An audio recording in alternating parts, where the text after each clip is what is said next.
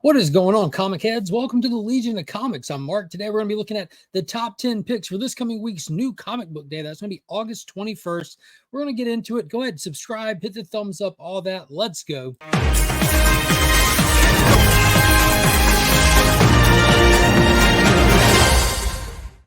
All right, here we go. This is a huge week. There's a lot of titles. Typically, I'm able to just take like the books that are on my pull list for that week and just make a list of them with like maybe one or two outliers. But there was actually a lot of outliers for this week. There was a lot more than 10 on my pool. So I had to get picky and choosy about what did I want to put on here. So it's legitimately the top 10 books that I'm most excited about getting in my hands, reading and diving into the pages of these stories and keeping up with these characters. But before we do that, be sure to check out the description for all the links to the sponsor of the video, Big Time Collectibles down there, JustinComicx Cleaning and Pressing, and ABX Comics and Games has a group for Facebook over there as well. Fantastic resources for the hobby and all that. Links are in all my videos. So let's get into it. These 10 are not in any specific order, but number one is still World's Finest by Mark Waid and Dan Mora. This has been a phenomenal series from issue 1 forward. It exists in its own little slice of time. It's not kind of held back by current continuity, and it's also not rewriting continuity like an Elseworld title could. But in this, we're done with the the ninth dimensional imp storyline. We had Mxyzptlk and Batmite come in for kind of like a little self-contained event inside of these pages, and it was pretty wild. It was a little excessive at times, but I'm glad to be kind of being past that. And we're going to be diving into the first time the DC Trinity went on a mission together. Superman, Batman, and Wonder Woman all teaming up for the very first time. And who knows what they're going to get into. Now, World's Finest has explored this concept before with the first meeting of Clark and Bruce and the first team up of Superman and Batman. So I'm excited that they're kind of taking the next step forward and bringing Diana into the mix. And we're going to get to have some fun with this one. I'm guessing this will be like a 1 or 2 issue story arc, as that's how the last ones went. They even did Joker and Lex Luthor in an annual. So it's right on brand for this book. I'm excited for it. Mark Waid is a busy guy these days with what he's doing with Absolute Power, the big event and everything. And that's really where the list goes from there. Superman issue number 17 drops this week, and this will be our first Absolute Power tie-in. We saw in that last issue is all the heroes that remain, powers, no powers, were grouped together at the Fortress of Solitude before it was invaded by Queen Brainiac and Cyborg John Kent. They figured out their best move of action for Superman, who's depowered wearing a containment suit, is to go with a depowered Zatanna. She's locked out of her ability to use magic, which for this guy, that's a good thing. I can't stand reading the backwards writing. DC, if you ever watch one of these videos, please just put an editor's note saying she talks backwards to cast spells, and then the rest of the issue you don't have to do it. We don't need a mirror, or we don't need like a Rosetta Stone to read her dialogue. It's unnecessary. But anyways, she told Superman about this pocket dimension, if you will, a place of not magic but of mystery that's unexplored, that they can venture there and explore it and go from there to try to see what foothold they can get in their rebellion against Amanda Waller and the Blitzkrieg from all the androids, the Amazo robot. So I'm excited to dive into this. I really do enjoy Zatanna, all that to say, but I'm digging Absolute Power. This has been a huge hit from the jump. Our next tie-in for Absolute Power is going to be inside Tom King's Wonder Woman issue number 12. And in this one, she's going to be teaming up with none other than Damian, and they're going to be invading the island nation of Gamora. That's the island that Amanda Waller invaded and took over with her Dream Team Suicide Squad members in the prelude to Absolute Power. That's also where her Supermax prison is. That's also where Oliver Queen is currently at, who's supposedly working for Amanda Waller. So what they're going to discover there, what they're going to find there, are they going to meet up with Oliver? We saw what he's up to in the last issue of Absolute Power. We saw him finally snooping around under Waller's nose, going through the armory and looking at all the villains' weapons and tools that they're stockpiling, and he got a hold of that hourglass. So are they going to get to him before he decides to start hopping through time and space? I don't know, but I'm really honestly excited to find out. They are doing such a great job with this series. All the tie-ins actually have mattered so far. They're not just throwaway like, oh, I wonder what they're doing while this event's happening. Didn't need to pay money for that. So far, they have all been legitimately servicing the story of the main Absolute Power event. So I'm really ecstatic about that. Next up, we're switching over to the Energon universe with Destro issue number 3 by Dan Waters. This has been pretty cool. It's kind of like getting to know Destro kind of thing in a whole new light, as the Energon universe is not held back to the original continuity of everything. They're getting to write history themselves for the first time with these characters, and Destro is pretty much in an arms race against a competitor. And the fight continues, and he's going to be battling against this character called the Chameleon, having to discover who the Chameleon is and how to stop the Chameleon.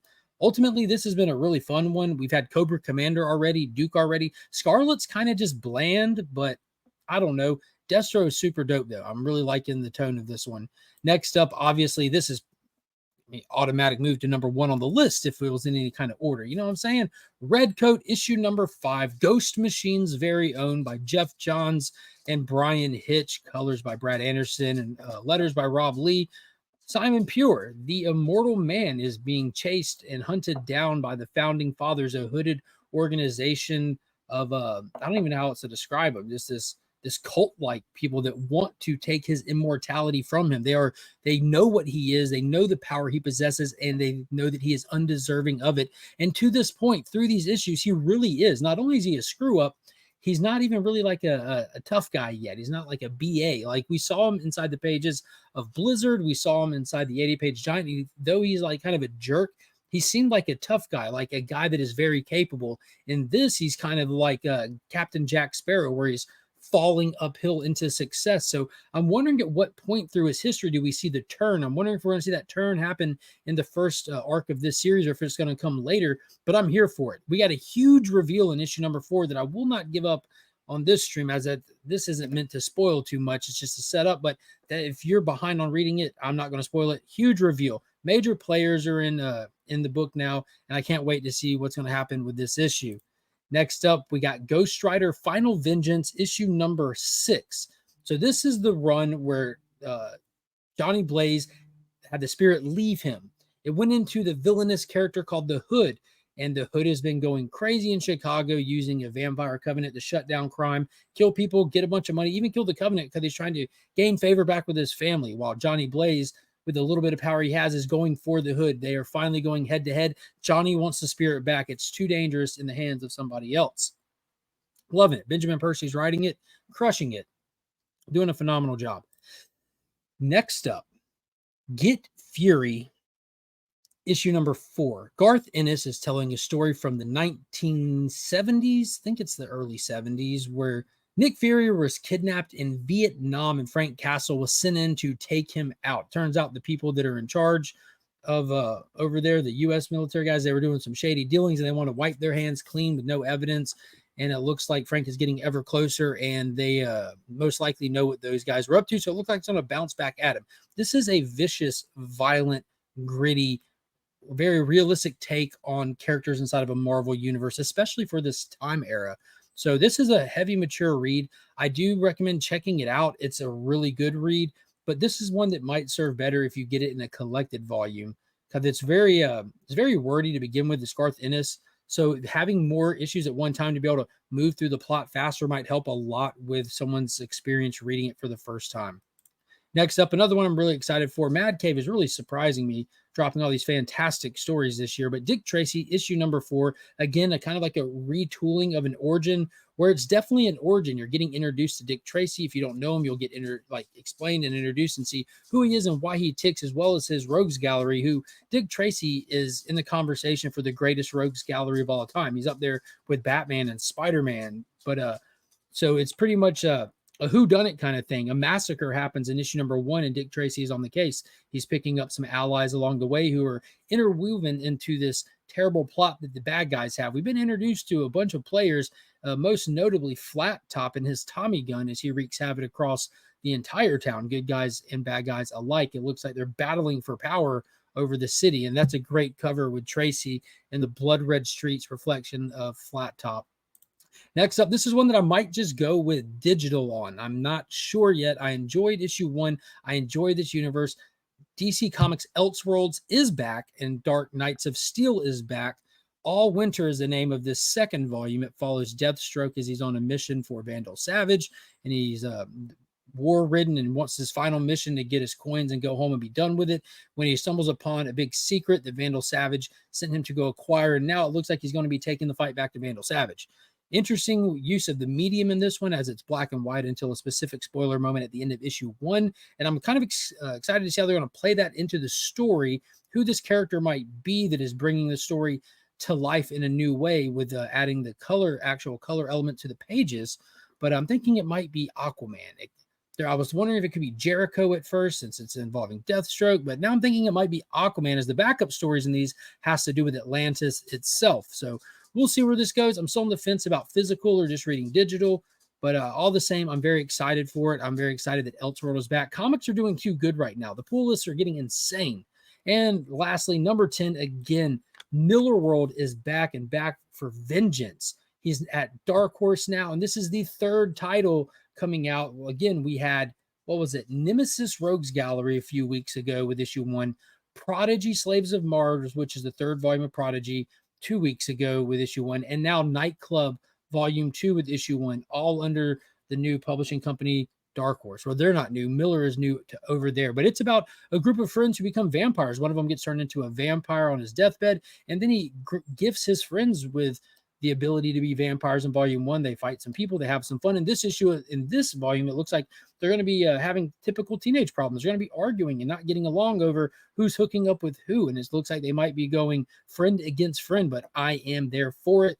Anything in the Miller World, I am 100% there. Physical copies, floppy copies, probably pick up the trade when it comes out. And just kind of, these are so rereadable. It's insane. They're so fun. The pacing as well. The art is always fantastic.